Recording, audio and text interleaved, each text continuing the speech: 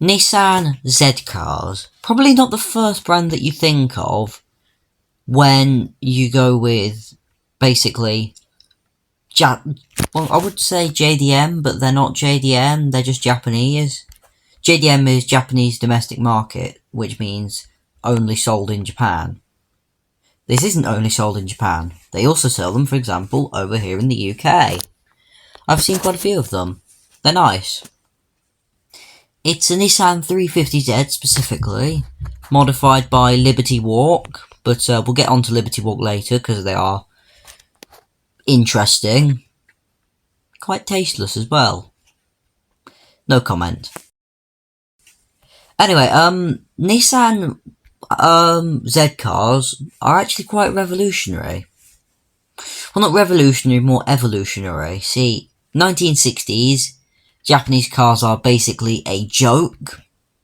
Like, seriously, no one gives a damn about them, despite the fact that Japan at this point is turning out some quite cool things, like the Toyota Celica, and the Toyota 2000 GT, and some things that aren't Toyota, but I quite frankly cannot think of. Ooh, Mazda Cosmo, that's a good one. I have a cat called Cosmo. He's very cute. But basically, they are fed up of the constant Japanese car slander. And they come up with the 240Z, or if you're in America, the Fairlady Z. It's a 240Z, fuck off. It's successful.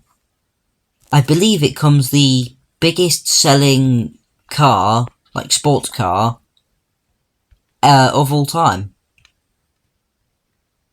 Or even sports car lineage, because it gets succeeded. Oh, hello. Task done. Anyway, it does get succeeded by many things. The 260Z, the 280Z, the 300ZX. And yeah, they sort of make it slowly more and more shit. So Nissan presses the hard reset button for this, the 350Z, and tries to go back to basics. Unfortunately, what happens is it becomes American. Like, seriously American. And as a result, it's used a lot as a modified car platform, but it's also not really liked very much as standard. So Nissan loses quite a bit of their market. Fortunately, with the car after this, the 370Z, they bring that market back. But the damage has already been done. Anyway, it's a bit of a sad story. Made worse by this. But whatever. Anyway, I mentioned the Liberty Walk earlier. They exist. They're basically for people that like modified cars and have far too much money and far too little taste. That's why they like modified cars. Because usually modified cars are for people that have very little money and very little taste. But you see, when people with very little money and very little taste get money, they just do tasteless things to more expensive cars. I saw a Liberty Walk Ferrari F40. And that's a car that's so tasteless, Ferrari themselves disowned it. And it's not like basically coming out as gay and being disowned. That's wrong. That's like, you know, basically being... Oh, I'm really struggling to come up with a metaphor here, but you know what it's like? These were rightfully disowned. It's like when you have a kid that has so much behavioural problems that aren't your fault. That's when you deserve them. Deserve them? Disown them. Yeah, Liberty Walk has done horrible things to quite a lot of cars, and yes, I know what I'm saying is seriously controversial in the car community. But, fuck all of you. I am right. You can fuck yourselves. Seriously, I do not like Liberty Walk. I hate them with a passion. I've seen so many of their cars, right? Modified Huracans, modified 458s, etc, etc. They are always hideous. This one is actually relatively inoffensive. Like, because this body kit and stuff is accurate to real life, apart from camber, I think.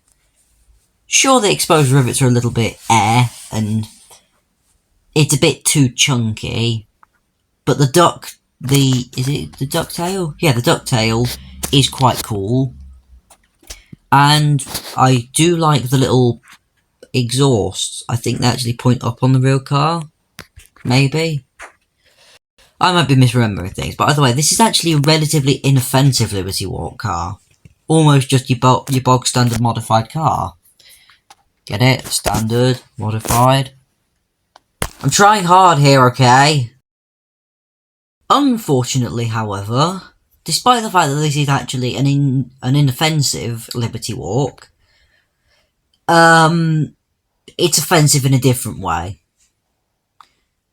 The first 4 gears are really good. You get the proper drift car acceleration that I have been missing for quite a while, apart from those few times where I drive my E36. So it's like, yes, first, second, third, fourth, everything is a delight. Then you hit 5th, and 5th feels exactly the same as 6th, and 6th gear is bad, because that's where everything peters off. Only 5th gear is where it peters off this time. So it's basically like you get a sort of nice, big exponential curve of happiness through the acceleration. Then you hit 5th, and everything plummets like a car you see in one of those BeamNG different gravity videos, in the fucking sun gravity. It just collapses. It's so painful. Because you put your foot down and you're like, yes, this is wonderful. I am loving this bit. Oh, it's gone. Never has a car disappointed me quite like this one before. And it gets really, really worse here. It's a drift car. Which means that you get that oh shit. That infernal understeer. Like, it's not just bad steering, like you get in quite a few cars, which classes as understeer but isn't understeer in the traditional sense. No. This is understeer. It's almost like basically trying to steer while you're wheeling, which any sane person can tell that ain't possible. It's infernal. Like, you go for a corner like, yes, 120 miles an hour. Look at that! No steering! None! Why would you do this? Who in their right mind would do this? It's stupid! I hate it! Genuinely, whoever thought of this? Kill yourself. Fortunately, as a drift car, this thing's actually really competent, which is good, because everything else, it's very much incompetent. Yes, it does take a little bit of getting used to, driving-wise, but if you actually properly handbrake it in, you can get some good results. Just make sure you get up to speed first, because if you don't get up to speed, you're pretty much fucked. Nice bit of handbrake. And it's very easy to get back as well. You just have to... Oh shit. Well, that was an interesting demonstration. Anyway, all you really need to do is just countersteer and it will come back instantly. Really easy. Very practical. Nice. I like it. Look at that. A little bit of a twitch from the rear, but, you know, no serious penduluming. Just got to make sure you use the right amount of handbrake, because if you use too much or too little handbrake, you either understeer into a wall or understeer into where your own rear end was about 5 seconds ago. No, not understeer, oversteer. I'll get it right one day. So, how bad or how funny is it going to be on the circuit? Answer, yes and yes. I know, I'm so helpful. Anyway, this is absolutely going to be dog shit. No other way of, you know, saying otherwise. It's just a matter of how funny it's going to be watching me basically having an argument with it.